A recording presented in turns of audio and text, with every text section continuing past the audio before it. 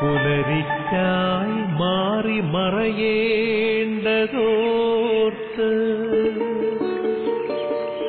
ചന്ദ്രനക്ഷത്രാദികൾ വിതുമ്പുമ്പോൾ മാറ്റമില്ലാതെങ്ങും വിരാജിക്കും ദൈവമേ, അങ്ങയെ വാഴ്ത്തുന്നു ഞങ്ങൾ. ഉദിച്ചെങ്ങും പ്രഭതൂകും പാരിലെ സൂര്യരശ്മിയേക്കാൾ പ്രശോഭിച്ചെന്നും പ്രസാദമേകുന്ന ദൈവമേ, അങ്ങേ മഹിമാവെത്ര മനോജ്ഞം. പിതാവിന്റെയും പുത്രന്റെയും പരിശുദ്ധാത്മാവിന്റെയും നാമത്തിൽ ആമേൻ. യേശുമിശിഹായിലെ ഏറ്റവും സ്നേഹം നിറഞ്ഞ മാതാപിതാക്കന്മാരെ, പ്രിയ സഹോദരി സഹോദരന്മാരെ, ദൈവത്തിന്റെ അനുഗ്രഹത്താൽ ഒരു പുതിയ സൂര്യപ്രകാശം നമ്മുടെ കണ്ണിലേക്ക് അടിക്കാനായിട്ട് ദൈവം ഇടവരുത്തിയിരിക്കുകയാണ്. ഞാൻ ലോകത്തിന്റെ പ്രകാശമായിരിക്കുന്നു എന്ന് പറഞ്ഞവന്റെ പ്രകാശത്തിന്റെ കിരണങ്ങൾ നമ്മുടെ ഓരോരുത്തരുടെയും ജീവിതത്തിലേക്ക് വന്നെത്തിയ അനുഗ്രഹത്തിന്റെ നിമിഷം. ദൈവത്തിന് നാം ഓരോരുത്തരും ഈ പ്രഭാതത്തില് കരങ്ങൾ കുപ്പി നന്ദി പറയുന്ന നിമിഷമാ ഇത്. പല പ്രത്യേകമായിട്ട് നമുക്ക് പരിശുദ്ധാത്മാവായ ദൈവത്തെ വിളിച്ച് പ്രാർത്ഥിക്കാം. പരിശുദ്ധാത്മാവായ ദൈവമേ, കടന്നു വരണമേ. ഒരു പുതുജീവനായിട്ട് എന്റെ ജീവിതത്തിലേക്ക് കടന്നു വന്നുകൊണ്ട് ഒരു പുത്തൻ അഭിഷേകത്തിന്റെ കാറ്റായിട്ട് എന്റെ ജീവിതത്തിൽ ഒന്ന് വീശണമേ എന്ന് തീക്ഷ്ണതയോടെ നാം പ്രാർത്ഥിക്കുകയാണ്. പരിശുദ്ധാത്മാവായ ദൈവം നമ്മളെ ഓരോരുത്തരെയും ശക്തിപ്പെടുത്തുന്ന ദൈവമാണ്. പരിശുദ്ധാത്മാവായ ദൈവം കൂടെയുണ്ടെങ്കിൽ പ്രിയമുള്ളവരെ, എല്ലാ കാര്യങ്ങളും ചെയ്യാനായിട്ട് അവൻ നമ്മളെ ഓരോരുത്തരെയും പഠിപ്പിക്കും. വേണ്ട വിധം എങ്ങനെയാണ് പ്രാർത്ഥിക്കേണ്ടതെന്ന് നമുക്ക് അറിഞ്ഞുകൂടാ. പക്ഷേ പരിശുദ്ധാത്മാവായ ദൈവത്തിന്റെ കൃപ ജീവിതത്തിലേക്ക് കടന്നു വന്നു കഴിയുമ്പോൾ അവാച്യമായ നെടുവീർപ്പുകളും പ്രാർത്ഥനകളായിട്ട് തീരുന്നു എന്ന് തിരുവചനം നമ്മോട് പറയുകയാണ്. ഈ സമയം പരിശുദ്ധാത്മാവായ ദൈവത്തെ വിളിച്ച് നമുക്ക് പ്രാർത്ഥിക്കാം. അഭിഷേകം പകരുന്ന കാറ്റായിട്ട് നീ ഒന്ന് വീശണേ ആത്മാവേ. അഭിഷേകം പകരുന്ന ശക്തിയായിട്ട് നീ എന്നെ ഒന്ന് ജ്വലിപ്പിക്കണമേ എന്റെ ആത്മാവേ എന്ന് തീക്ഷ്ണതയോടെ നമുക്ക് പ്രാർത്ഥിക്കാം.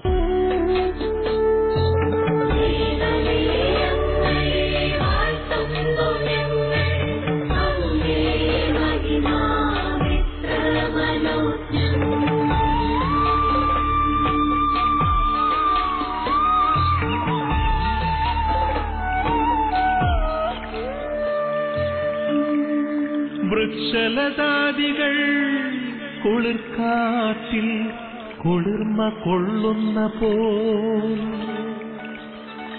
ദൈവമേ, നിൻ ആർദ്രമാമനുകമ്പയാൽ നിൻ ജനം ഉയർന്നേടട്ടെ. തൂമഞ്ഞിൽ വിടരും പുഷ്പസുഗന്ധമെത്രയോ ഹൃദ്യം, പരിമളത്തിനുറവയാം നറുസൗരഭ്യമാകട്ടെ ഞങ്ങളുമീ മണ്ണിൽ.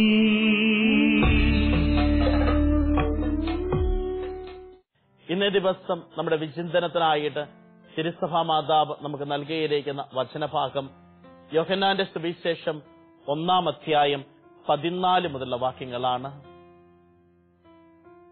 വചനം മാംസമായി നമ്മുടെ ഇടയിൽ വസിച്ചു, അവിടുത്തെ മഹത്വം നമ്മൾ ദർശിച്ചു. കൃപയും സത്യവും നിറഞ്ഞതും പിതാവിന്റെ ഏകജാതന്റേതുമായ മഹത്വം. യോഹന്നാൻ അവന് സാക്ഷ്യം നൽകിക്കൊണ്ട് വിളിച്ചു പറഞ്ഞു, ഇവനെപ്പറ്റിയാണ് ഞാൻ പറഞ്ഞത്. എന്റെ പിന്നാലെ വരുന്നവൻ എന്നേക്കാൾ വലിയവനാണ്, കാരണം എനിക്ക് മുൻപേ തന്നെ അവനുണ്ടായിരുന്നു. അവന്റെ പൂർണ്ണതയിൽ നിന്ന് നാം എല്ലാം കൃപയ്ക്കുമേൽ കൃപ സ്വീകരിച്ചിരിക്കുന്നു. എന്തുകൊണ്ടെന്നാൽ നിയമം മോശ വഴി നൽകപ്പെട്ടു, കൃപയും സത്യവുമാകട്ടെ യേശു ക്രിസ്തു വഴി ഉണ്ടായി. ഈശോമിശിഹായിലെ ഏറ്റവും സ്നേഹം നിറഞ്ഞ മാതാപിതാക്കന്മാരെ, പ്രിയ സഹോദരി സഹോദരന്മാരെ, കൃപയും സത്യവും യേശു ക്രിസ്തു വഴി ഉണ്ടായി. കൃപ, ദൈവത്തിന്റെ കൃപയാ പ്രിയമുള്ളവരെ ഓരോ നിമിഷവും നമ്മുടെ ഓരോരുത്തരുടെയും ജീവിതത്തിലേക്ക് ഉണ്ടാകേണ്ടത്. ദൈവികതയുടെ കൃപ അനാദി മുതലേ ഒഴുകിയിറങ്ങുകയാണ്. അത് നമ്മൾ ഉൽപ്പത്തിയുടെ പുസ്തകത്തിൽ നമ്മൾ കണ്ടുമുട്ടുകയാണ്. ആദി മാതാപിതാക്കൾക്ക് ജന്മം കൊടുത്തുകൊണ്ട് ദൈവികതയുടെ കൃപ അവരുടെ ജീവിതത്തിലേക്ക് ദൈവം പ്രദാനം ചെയ്തത്.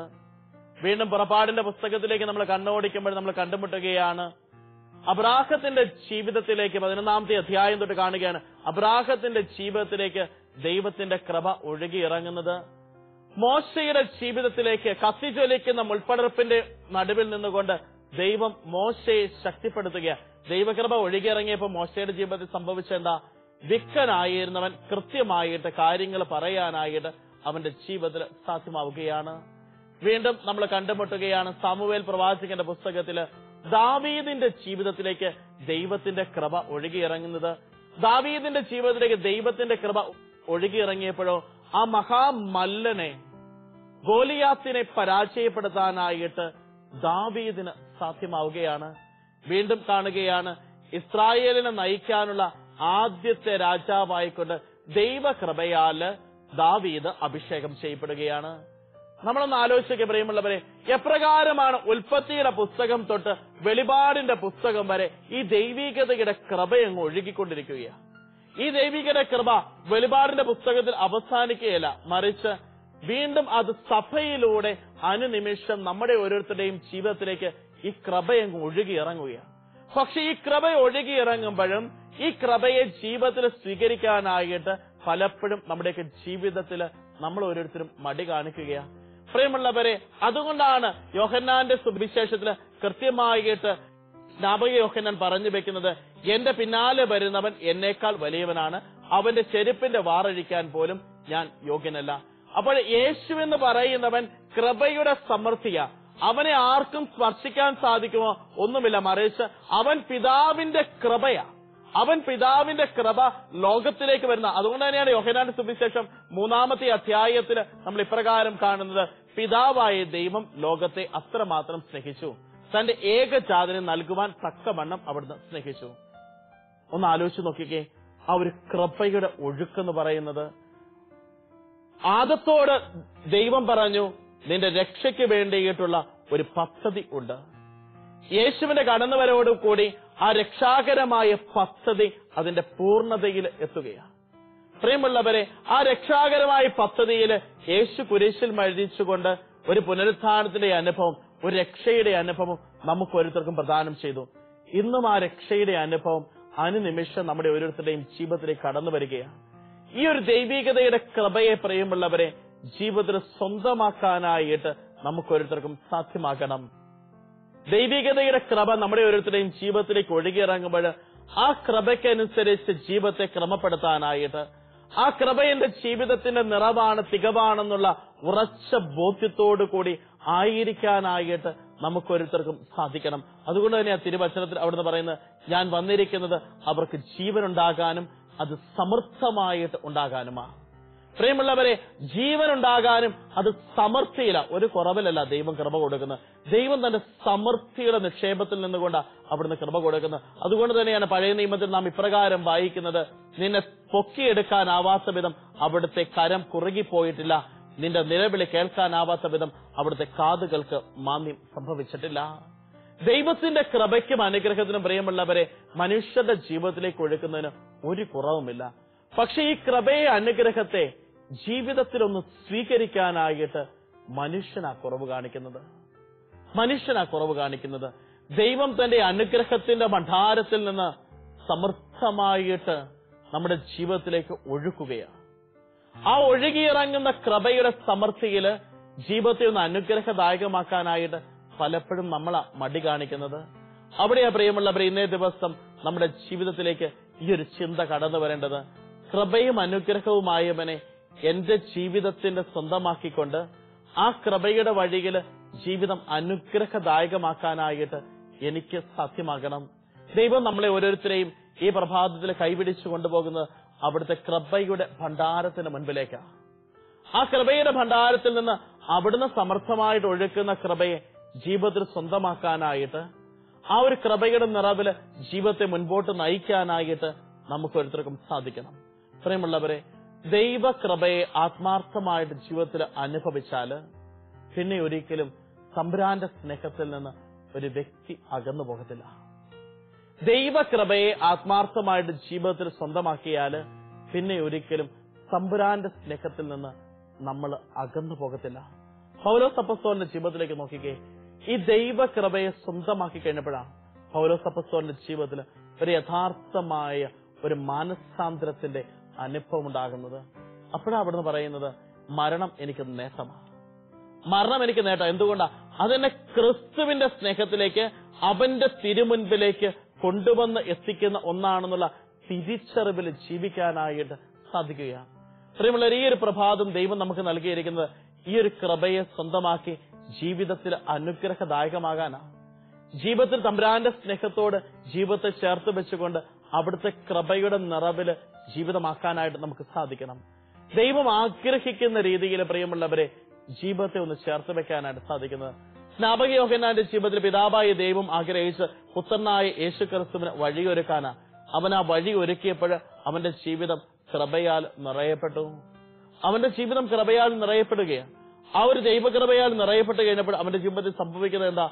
അവന് യേശു ക്രിസ്തുവിനെ ഉയർത്തി കാണിക്കാനായിട്ട് സാധിച്ചു. യേശു ക്രിസ്തുവിനെ ഉയർത്തി കാണിക്കാനായിട്ട് അവന് സാധിക്കുകയാണ്. പ്രിയമുള്ളവർ, നമ്മുടെയൊക്കെ ജീവിതത്തിൽ ഞാനല്ല മറിച്ച് ക്രിസ്തുവാണ് എന്നിൽ ജീവിക്കുന്നത് എന്ന മനോഭാവത്തോടു കൂടി യേശു ക്രിസ്തുവിനെ അനുനിമിഷം ദൈവകൃപയോടുകൂടി ഉയർത്തി കാണിക്കാനായിട്ട്, ക്രിസ്തുവിന്റെ സ്നേഹത്തിന്റെ ജീവിക്കുന്ന സാക്ഷികളായിട്ട് തീരാനായിട്ട് എത്രമാത്രം നമ്മുടെയൊക്കെ ജീവിതത്തിൽ നമുക്ക് സാധിക്കുക. ഇന്നേ ദിവസം ക്രിസ്തുവിന്റെ സ്നേഹത്തിന്റെ ജീവിക്കുന്ന സാക്ഷിയായിട്ട് തീരാൻ സാധിക്കണം. പ്രിയമുള്ളവരെ, ഈ ഒരു പ്രഭാതം ദൈവം നമുക്ക് നൽകിയിരിക്കുന്നത് ഈ ഒരു പുതുശ്വാസം നമ്മുടെ ശ്വാസകോശത്തിലേക്ക് കടന്നു വരുമ്പോൾ, നമ്മുടെ ഹൃദയത്തെ ഈ ഒരു പുതുശ്വാസം തണുപ്പിക്കുമ്പോൾ നമുക്കും മറ്റൊരു ക്രിസ്തുവായിട്ട് തീരാനായിട്ട് ഈ ലോകത്തിൽ തീരണം. അവിടെ ആ ദൈവികതയുടെ പരിപാലന ജീവിതത്തിന് അനുഗ്രഹദായകമാക്കി അവിടുന്ന് മാറ്റുന്നത്. അവിടുത്തെ പരിപാലനയുടെ സ്നേഹത്തില് ജീവിതത്തെ നമ്മൾ ഒരിക്കലും ചേർത്ത് വെക്കുന്നതും അവിടെയാണ്. മറ്റൊരു ക്രിസ്തുവായിട്ട് തീരാനും സാധിക്കുന്നില്ലേ പ്രിയമുള്ളവരെ? ഈ ജീവിതത്തിന് എന്തർത്ഥമാ ഉള്ളത്? ക്രിസ്തുവിന്റെ സ്നേഹവും കൃപയും എന്റെ ജീവിതത്തിലേക്ക് എന്റെ തമ്പുരാൻ തരുമ്പോൾ, ഓരോ ശ്വാസത്തിലും യേശുവിന്റെ കൃപയും കാരുണ്യവും ഞാൻ അനുഭവിക്കുമ്പോൾ, ആ കൃപയും കാരുണ്യവും സ്വീകരിക്കുന്ന ഞാൻ മറ്റൊരു ക്രിസ്തുവായിട്ട് ഈ ലോകത്ത് അവരന്റെ ജീവിതത്തിലേക്ക് അവരന്റെ കണ്ണീര് തുടയ്ക്കുന്ന ഒരു വ്യക്തിയായിട്ട് തീരാനായിട്ട് എനിക്ക് സാധിക്കണം. പ്രിയമുള്ളവരെ, ഒരു ദിവസം ഒരു വ്യക്തിയുടെ കണ്ണീരെങ്കിലും തുടയ്ക്കാൻ പറ്റിയാൽ അതാ ജീവിതത്തിന്റെ ഏറ്റവും വലിയ അനുഗ്രഹത്തിന്റെ സമയം. കണ്ണീര് തുടയ്ക്കുന്നവനാ യേശു ക്രിസ്തു. ഒന്ന് ആലോചിച്ച് നോക്കിക്കേ. ലാസറിന്റെ കരഞ്ഞ സഹോദരിമാരുടെ കണ്ണീരവൻ തുടച്ചു. ബെത്സയിദ കുളക്കരയിലെ തളർവാദ രോഗിയുടെ കണ്ണീരവൻ തുടച്ചു. അന്ധയാചകനായ ബർത്തമിയൂസിന്റെ കണ്ണീര് അവൻ തുടച്ചു. പാപിനിയായ സ്ത്രീ കണ്ണീര് കൊണ്ട് അവന്റെ തിരുപ്പാദം കഴുകി തലമുടി കൊണ്ട് തുടച്ചപ്പോൾ അവൻ പറഞ്ഞതെന്താ? നിന്റെ നിരവധിയായ പാപങ്ങൾ ക്ഷമിക്കപ്പെട്ടിരിക്കുന്നു, സമാധാനത്തോടെ പോയിക്കൊള്ളുക. സക്കേബൂസിന്റെ കണ്ണീര് അവൻ തുടച്ചുകൊണ്ട് ആ ഭവനത്തിൽ കയറി ചെന്നുകൊണ്ട് അവൻ പറഞ്ഞു, ഇന്ന് ഈ ഭവനത്തിന് രക്ഷ കൈവന്നിരിക്കുന്നു. പ്രിയമുള്ളവരെ, കണ്ണീര് തുടയ്ക്കുന്നവനാ ദൈവം. കണ്ണീര് തുടയ്ക്കുന്ന ദൈവത്തിന്റെ യഥാർത്ഥ ശിഷ്യനും ശിക്ഷയുമാണെങ്കിൽ ഇന്നേ ദിവസം അപരന്റെ കണ്ണീര് തുടയ്ക്കാനായിട്ട് നമുക്ക് ഓരോരുത്തർക്കും സാധിക്കണം. ദൈവകൃപയാതാ. ദൈവകൃപ നമ്മുടെ ജീവിതത്തിലേക്ക് അവിടുന്ന് ചൊരിയുന്ന ആ ഒരു ശക്തിക്ക് വേണ്ടി കേട്ടാ അപരന്റെ കണ്ണീര് എനിക്ക് പറ്റുന്ന രീതിയിൽ തുടയ്ക്കാനായിട്ട് വിഷമിക്കുന്നവന്, വിശക്കുന്നവന്, തകർന്നവന്, തളർന്നവന് ഒരു സാന്ത്വനമാകാനായിട്ട് എന്റെ ജീവിതത്തിൽ എനിക്ക് ഇന്നേ ദിവസം സാധിക്കണം. പ്രിയമുള്ളവർ, ഈ ഒരു വചന ശുശ്രൂഷ കേൾക്കുമ്പോൾ നമ്മുടെയൊക്കെ ജീവിതത്തിൽ ഉണ്ടാകേണ്ട ചിന്ത ഏതാ? ദൈവികതയുടെ കൃപയ എനിക്ക് ഈ വചന ശുശ്രൂഷ കേൾക്കാനായിട്ട് ദൈവം അവസരം തന്നിരിക്കുന്നത്. ഈ ഒരു വചന ശുശ്രൂഷ ഞാൻ കേൾക്കാനായിട്ട് ദൈവം എനിക്ക് അവസരം തന്നിരിക്കുന്നത് ദൈവികതയുടെ കൃപ ഒന്നുകൊണ്ട് മാത്രമാണ്. നമ്മളൊന്ന് ആലോചിച്ച് നോക്കിക്കേ, ഇന്നലെ രാത്രിയിൽ ഉറങ്ങാൻ കിടന്ന എത്ര പേർക്ക് ഇന്ന് ഈ പ്രഭാതത്തെ ഒന്ന് കാണാൻ പോലും സാധിക്കാതെ മടങ്ങിപ്പോകേണ്ടതായിട്ട് വന്നിട്ടുണ്ട്. അതിന്റെ മധ്യത്തില് ദൈവം നമ്മളെ വിളിച്ചിരിക്കുന്നത് ഈ ഒരു കൃപയുടെ നിറവിൽ ജീവിതം അനുഗ്രഹമാക്കാനായിട്ടാ. പ്രിയമുള്ളവരെ, ദൈവികതയുടെ കൃപ ഞാൻ സ്വീകരിക്കുന്നു. ആ കൃപയാൽ നിറയപ്പെടാനായിട്ട് മറ്റുള്ളവരെ, എനിക്ക് ചുറ്റുമുള്ളവരെ ശക്തിപ്പെടുത്താനായിട്ട് കൂടി എനിക്ക് ഇന്നേ ദിവസം സാധിക്കണം. അതായിരിക്കണം നമ്മുടെ പ്രാർത്ഥനയും നമ്മുടെ പ്രയത്നവും. ഒരു നിമിഷം കരങ്ങൾ കൊപ്പി കണ്ണുകളടച്ച് നമുക്ക് ഓരോരുത്തർക്കും തീക്ഷ്ണമായിട്ട് പ്രാർത്ഥിക്കാം.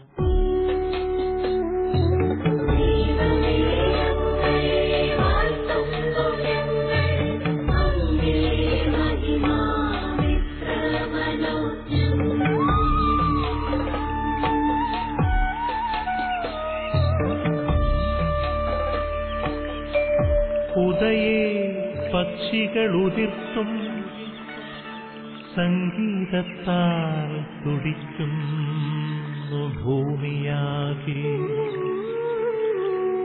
സ്വർലോകനാഥാനിൻ സ്വർഗീയ ഗീതത്താൽ എന്നന്തരംഗം ഉണർന്നീടട്ടെ.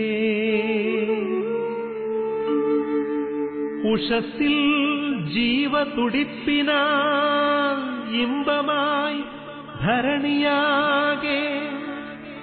ആബാപിതാവേ, സ്നേഹാഗ്നിയാൽ ജ്വലിക്കട്ടെ മക്കളാ ഞങ്ങളെല്ലാം.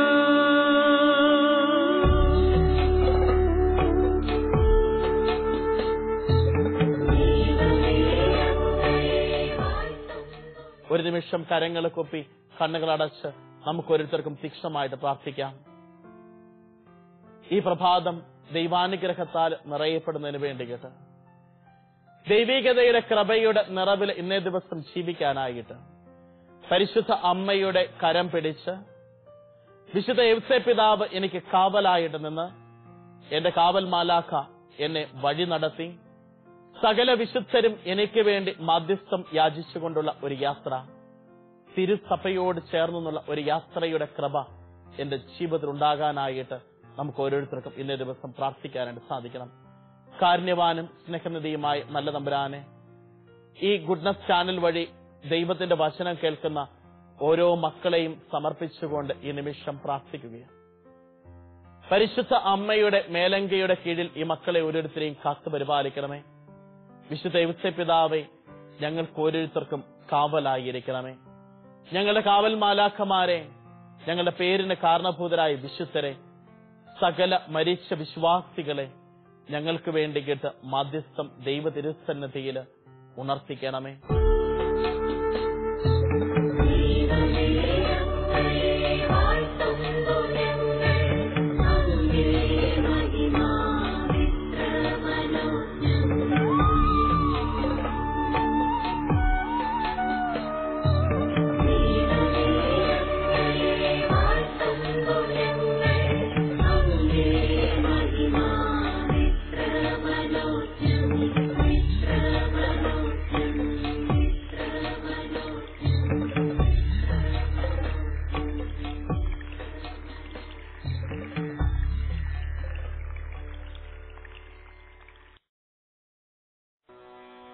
പരമദയാലോ പാദം വന്ദനമേ, പലയദേവ പാദം വന്ദനമേ.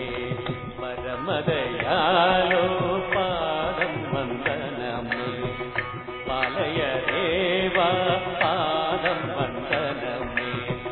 പാദാരവിന്ദമേ പരമേ ഗതിയേ, പാദാരവിന്ദമേ പരമേ പരമേശകുമാര പാലയ മാം പരമേശകുമാര പരമദയാലോ പാദം വന്ദനമേ പാലയ ദേവ പാദം വന്ദനമേ.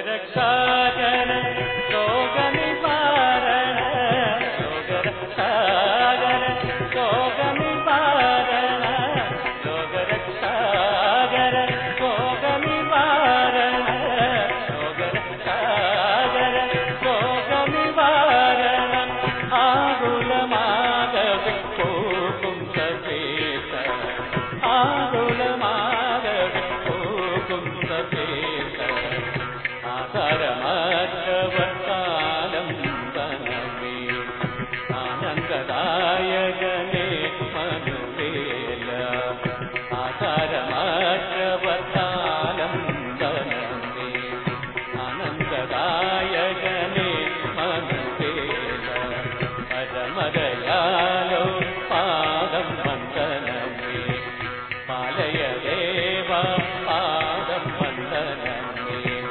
പാദാരവിന്ദമേ പരമേ ഗതിയേ പാദാരവിന്ദമേ പരമേ ഗതിയേ പാലയ മാം പരമേശകുമാര പാലയ മാം പരമേശകുമാര പരമദയാലോ പാദം വന്ദനമേ പാലയ ദേവ പാദം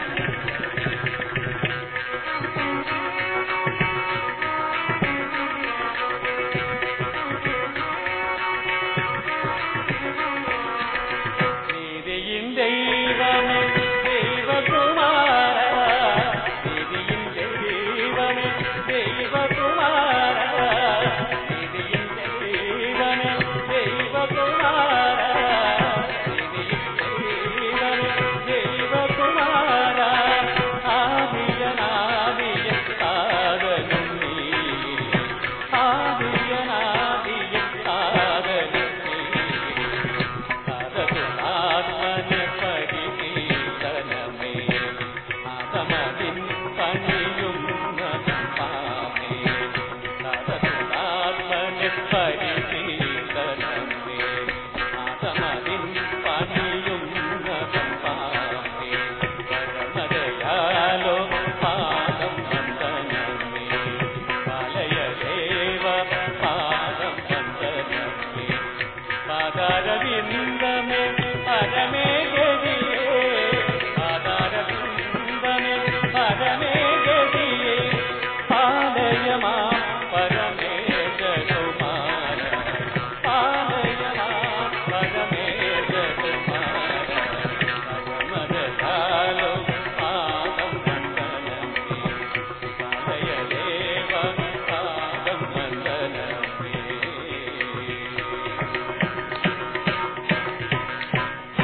പ്രിയമുള്ളവരെ, ഈ ആശീർവാദം സ്വീകരിക്കുമ്പോൾ വിശുദ്ധ കുരിശിൽ നിന്ന് ഒഴുകിയിറങ്ങുന്ന കൃപ നമ്മുടെ ഓരോരുത്തരുടെ മേൽ ഉണ്ടാകുന്നതിന് വേണ്ടിയിട്ട് ആഗോള സഭയോട് ചേർത്ത് വെച്ചുകൊണ്ടാണ് നമ്മൾ ഈ ആശീർവാദം സ്വീകരിക്കുന്നത്.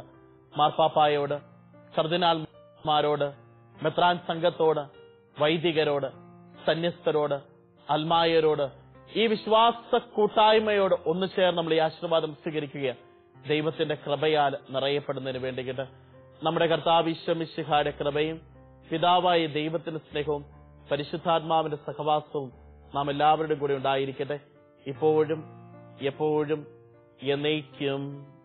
ആമേൻ. യേശുക്രിസ്തുവിലെ സ്നേഹം നിറഞ്ഞവരെ, ദൈവത്തിന് നന്ദി പറഞ്ഞ ഒരു പ്രഭാതമാ ഇത്.